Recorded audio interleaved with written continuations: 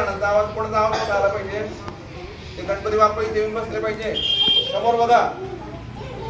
ए तू इकडे एक नंबर इकडे बरोबर आता बरोबर बसले बोलायचं नाही हा आम्ही गड्या डोंगरचे राहणार साखर तुपाचे होणार निशाण भगवे